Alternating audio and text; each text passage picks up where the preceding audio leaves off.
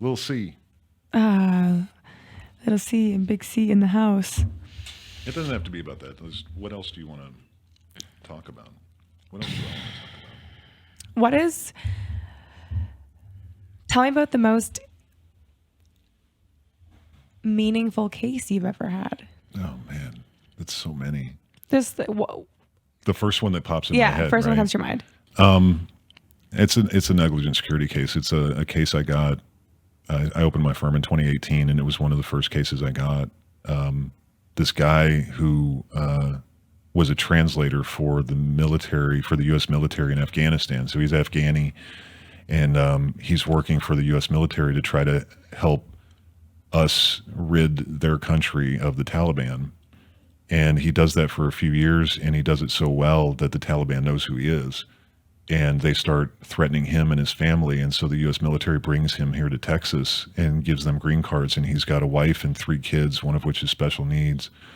And he starts working as a security guard. And he takes a job at a very dangerous property that he because it's more money, so he can afford the medication for his special needs kid. And this property has gang members that are living out of the apartment complex. So there's an apartment complex in like a strip mall center with several businesses in it. One is like a convenience store, and then they've got a tax place and a cash checking place and a chicken wing place, and it's like a phone, like a prepaid phone store, and then across the street is a gas station. And these gang members live in the apartment complex, and their job is to walk across the parking lot and sell their drugs in front of the convenience store and in front of the gas station. And people are getting shot at, they're getting assaulted, there's multiple crimes being committed. And so my client, the translator from Afghanistan, goes in as a security guard to work for the strip center because they've been sued by the city of Dallas for being so dangerous.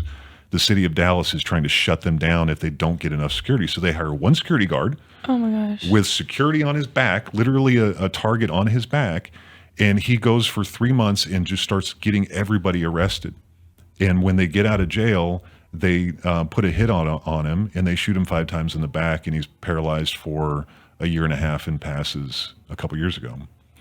And so I sued everybody because everybody knew about it. I sued the apartment complex, I sued the strip center, I sued the gas station, I sued the security company, anybody I could find, because the city of Dallas was telling everybody in this, you have to clean this up.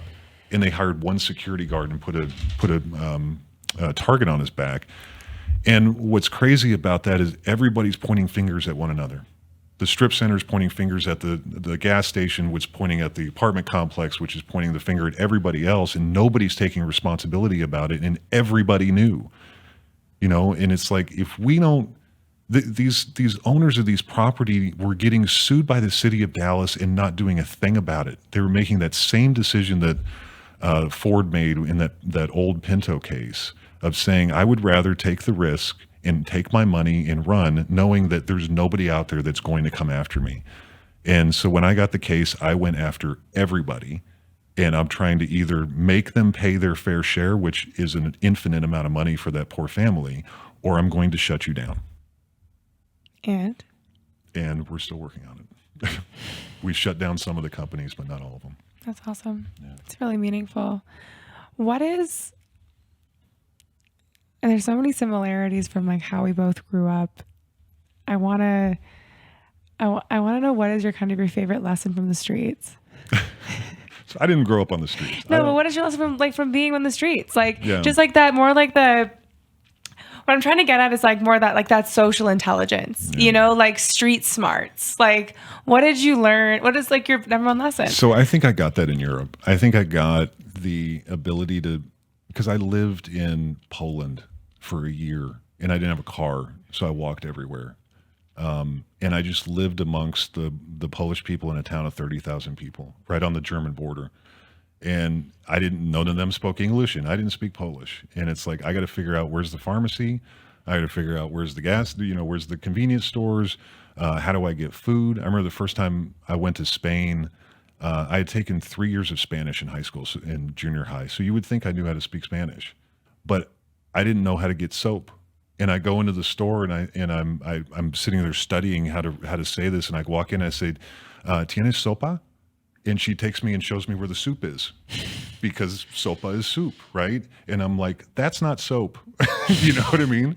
And so living over there for 8 years and trying to figure out how to communicate with people and how people are communicating with me, I think goes a long way with being able to connect with my clients and being able to connect with even the defendants, you know, because anybody. It's like I can tell by how they're talking, kind of their emotional stance towards me, and then I can change the way I'm speaking to them in order to communicate in the way that I need and get whatever it is that I'm trying to get, so that I can accomplish our goals, whether that's for my client or it's against a defendant or it's against an insurance company or with a mediator or a defense lawyer.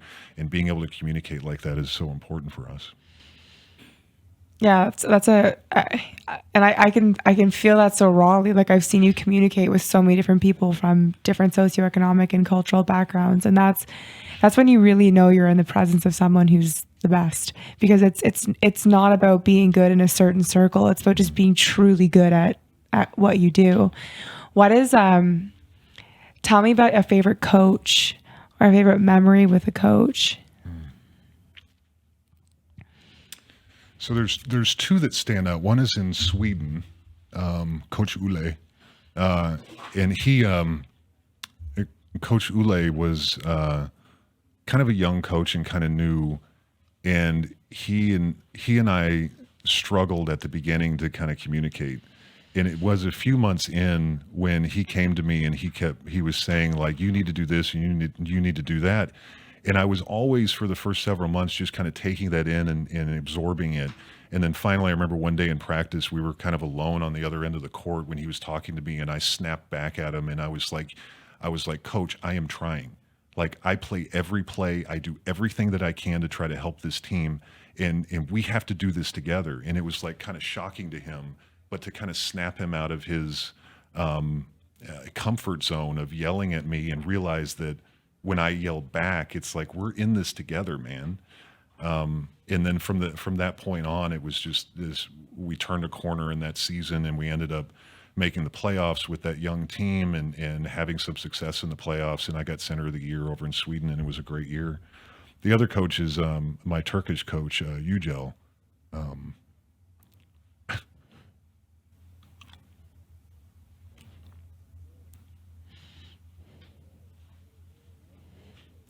Hold on 1 second. Fucker. It's okay. When he first looked at me like that, I was like, I don't know you, Jel. I know. I do. No, but I didn't know what that face was. Oh. I didn't know it was a face of a really good memory. I'll tell that one later. Okay. What's the worst coach you ever had? Oh God. Don't you know what the name of?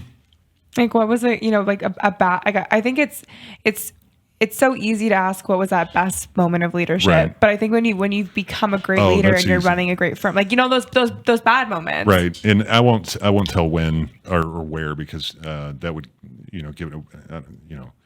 But I had a coach that was he would basically just roll the ball out on the court, and there was no real guidance for what we were supposed to be doing, and it was kind of like everybody was against each other, and it wasn't a team concept, and we were really, really good.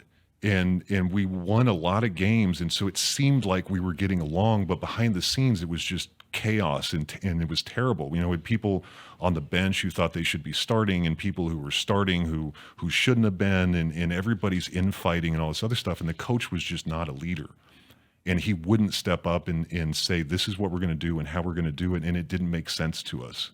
When he did try to do that, it was very fake when he tried to lead.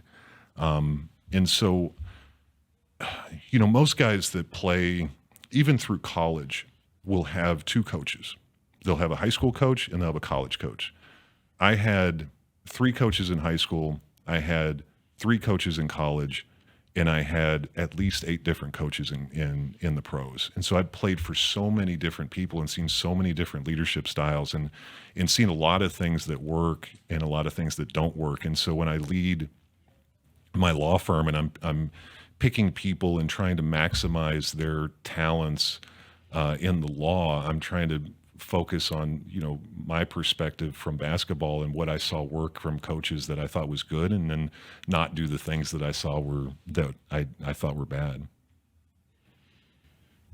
I think it's interesting in getting to know you better how in tune you are with your emotions. And I think that makes you a really good trial lawyer because you really understand humans.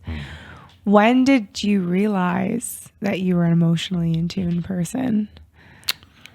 So it was when I started with the Justice College people, with all of those people, and we started kind of really digging in. I started down a rabbit hole, especially in the pandemic, about kind of emotional intelligence and all of that stuff. And I had always been told that I wasn't in tune with my emotions, and I'm like, I really think I am. Yeah, weird. But it took me a while to go down these rabbit holes and kind of learn about the psychology and the emotions and some of those things to really understand how to show certain things to people, and to understand, we were talking earlier about how hard it is to tell your own story. Yeah. It's really hard to understand how I look to other people. Yeah. And so one of my biggest regrets in my basketball career was that I didn't watch enough film. So I didn't watch myself play. And part of that, I think, was because from the beginning of, we started watching film in like junior high or the beginning of high school, it was always a screaming match with our coaches. And that's all the way through the pros. It's like anytime we would watch film, it would turn into the coach just screaming at us. So whenever I would watch myself on film, I would get that emotion of like, ooh, I'm going to get yelled at if I watch this. So I didn't watch enough film. And so when I started learning about trial law and presenting opening statements and voir dire and all of that stuff, I watched a ton of film of myself to be able to tell stories and to be able to look natural. Interesting. Yeah, and so I could see myself, and I'm like, oh, I didn't know I was doing that, or I didn't know that's what I was showing people, because I had never seen myself on video speaking in front of people. So one of the things I try to teach young lawyers is how to practice speaking in front of people. You got to video yourself, and thankfully we all have these high def cameras in our pockets all the time. And so when I started learning to tell stories, is I would put that phone up on the kitchen counter, and then I would tell a story and I would watch it. And it would take 5 minutes or less, but I would tell a story, watch the video, and I was out the door in 5 minutes. But I could see myself becoming a better communicator and a better storyteller through watching myself on video. It's really interesting in creating content too. And seeing also the feedback of what you get from people also helps you better communicate and connect with people. And that's really interesting that you've taken the opportunity to recount your own content. Like, it's funny because I think also because of your stature and your size, you're like misunderstood almost kind of right away. But like when you really get to know you and speak with you, like you're a very empathetic and emotionally connected person. But I wonder if that's like the trial lawyer version of you in life and what you've gone through. Like, were you also as emotionally connected, despite what people said? Like, did you feel when you were an athlete like you were an emotionally connected person? Of course. And part of being an athlete, just like being in the military or any kind of competition, is being able to control those emotions, because there are times you don't want to go on the court. There are times when you're on the court and you get upset and you have to power through that stuff. And so I wish that I would have had the training back then to be able to deal with the emotions that I was feeling of anxiety or being angry or whatever it was on the court the way I do now. I want to say one more thing about, so communication is, the meaning of a communication is the response that we get. So what we intend to say is not the meaning of our communication. It's only what the person receiving that communication thinks it is that matters. So if I come up to somebody in an angry voice, I say, God, you look great today. What is the meaning of that communication? Is it a compliment, or is that person going to take it as, do I, or what's wrong with me? Yeah. And so we have to think through as communicators is not only what are we saying, but how are we saying it so that it's received in the way that it's intended, or we at least understand how it's received, so that we can then adjust our communication to fit what we're actually trying to say and being able to read the person. I think a lot of that comes from being in Europe and trying to figure out what people are telling me for 8 years when they come up on the streets and they say something in a foreign language, and I have to figure out if they're friend or foe. Yeah, it matters so much. Yeah. The body, like, I think that's also what makes you, in my opinion, the best lawyer in Texas, because of how much detail you put into even things like witness prep to help them be better understood. Because communicating in a high stress situation is already stressful and difficult for the average person, but then also layering on top of you're trying to get that story to be understood in the way that is authentic. Mm-hmm. Go on and talk about kind of the details that you put into your case prep and the most incredible people you have on your team to make that happen. I could talk about witness prep all day because it's so important, and I think 99% of the problems with direct examination or a client testifying is the problem with the lawyer. It's not with the witness. The witness has no idea. They're not trained. This is the first time they've done this. We're supposed to be the professionals, and yet how many lawyers do you hear leave trial and go, well, my client screwed it up on the stand? It's like, no, you did. You didn't train them, or you asked stupid questions, and you have no idea because you've never studied it. You've never practiced it. You have no idea how your communication is affecting them when they're trying to tell their story to this group of 12 people or in a deposition. Completely. And I think for like the let's speak to the people, because I've learned so much about law myself in doing marketing for lawyers. And explain to the average person listening to this how important it is when selecting the firm to align with who's going to represent you in the case, that of what something like witness prep and that attention to detail, like what that means for their outcome. Oh, I mean, I was saying this earlier, but you can tell, there's a saying in law that you can tell the value of a lawyer by who their clients are. You know, what kind of people do I connect with in order for them to say, that's my lawyer. That's who I trust to fight this fight with, to hold these people accountable because what they're doing is completely wrong. And that, to me, that's everything in presenting ourselves in a way that, yeah, I'm a fighter and I'm competitive and I'm a warrior, but I'm also going to go in and understand who the person is, or I'm going to bring people in that can do that.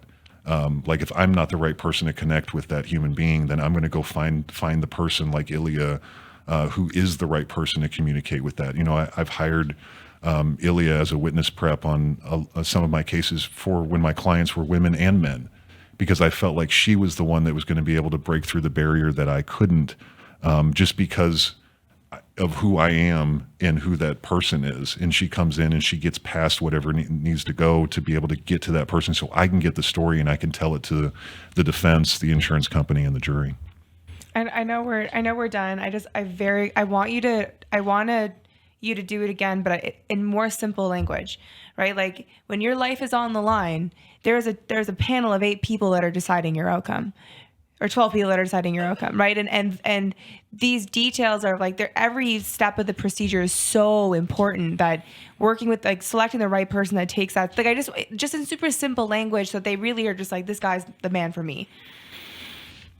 I mean, I've made it the goal of my career to study this stuff and to study it from beginning to end, to be able to communicate what I want to communicate to my clients and to the jury, so that they can understand what happened here and how wrong it is. And that's something that's hard to communicate unless the people that are hurt don't know that they need to look for that, because they're hurt. You know, and so our message to them has to be, before they get hurt, we have to be able to send the message to say, we're the ones that study this and work very hard to make sure that we can do our job at an extremely high level to help you, to fight for you. Cool. Yeah. That's a wrap.